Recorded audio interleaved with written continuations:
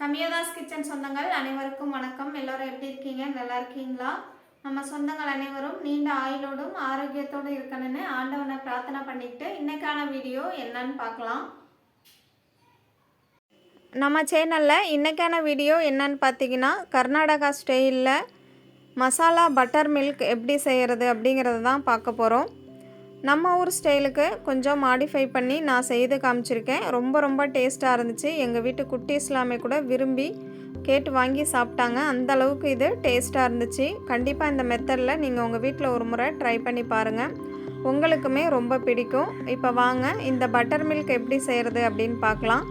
ஒரு 400 ml அளவு தயிர் எடுத்துக்கோங்க. நான் வீட்டிலையே பால் வாங்கி ரெடி பண்ண தயிர் தான். நம்ம வீட்டிலையே பால் வாங்கி தயிர் ரெடி பண்ணும்போது அந்த பட்டர் நம்ம எடுக்க மாட்டோம், அதாவது அந்த வெண்ணெயை நம்ம எடுக்க மாட்டோம். அந்த வெண்ணெய் பகுதியோடு சேர்த்து செய்யும் போது தான் இந்த மசாலா பட்டர் மில்க் அவ்வளோ சுவையாக இருக்கும்.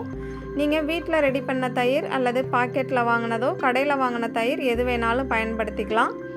இப்போ இந்த தயிர் கூடவே 1 இன்ச் அளவுக்கு இஞ்சியை எடுத்து 2ஆக கட் பண்ணிவிட்டு சேர்த்துக்கோங்க. ஒரே ஒரு பச்சை மிளகாயை எடுத்து 2ஆக உடைச்சிட்டு சேர்த்துக்கோங்க.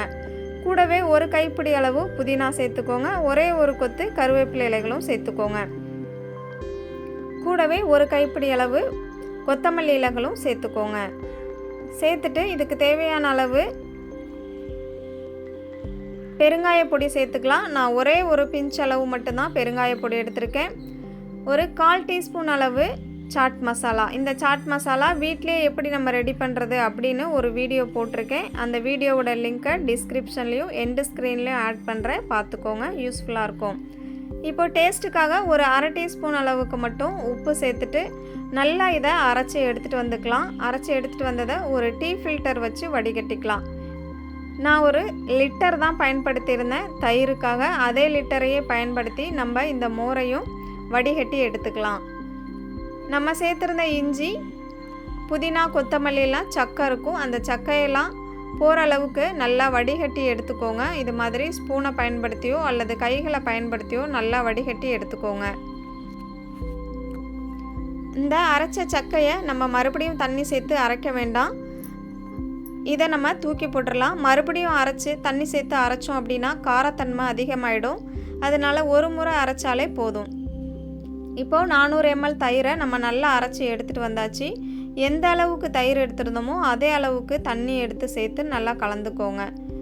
400 ml தயிருக்கு 400 ml அளவு தண்ணி எடுத்துகிட்டு சேர்த்துக்கிறேன். அது மேலே மிதக்கிறது பார்த்திங்கன்னா அந்த வெண்ணெய் பகுதி தான். அதோடு நம்ம சேர்த்து சாப்பிடும்போது வாய்ப்புண், வயிற்று புண் எல்லாமே நல்லா ஆறும், உடலுக்கு நல்ல ஆரோக்கியமும் கூட. இப்போ சேர்த்துட்டு நல்லா கலந்து விட்டுட்டு ஐஸ் க்யூப் சேர்த்துக்கோங்க.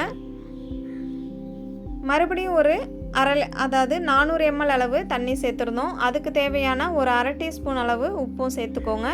சேர்த்துட்டு நல்லா கலந்து விட்டுட்டு நம்ம சாப்பிட்றதுக்கு ஒரு டம்ளருக்கு இதை மாற்றிக்கலாம். அவ்வளோதான். எவ்வளோ சட்டுன்னு நம்ம இந்த மசாலா பட்டர் மில்க் ரெடி பண்ணிட்டோம் பாருங்கள். சாப்பிட அவ்வளோ சுவையாக இருந்துச்சு. இப்போ இதை ஒரு கண்ணாடி கிளாஸ்க்கு மாற்றிட்டு நமக்கு தேவையான ஐஸ் க்யூப்புகளை சேர்த்துடலாம். நம்ம ஐஸ் க்யூப்புகள் சேர்க்கும் போது இன்னமுமே நல்லா தண்ணியாட்டம் இருக்குமோ அப்படின்னு நினைக்காதீங்க.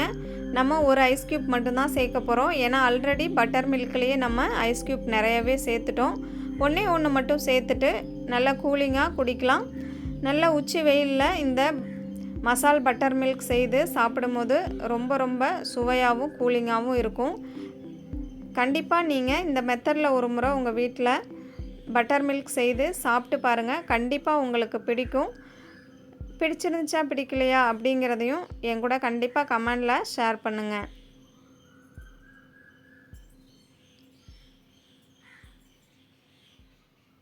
தேங்க்யூ.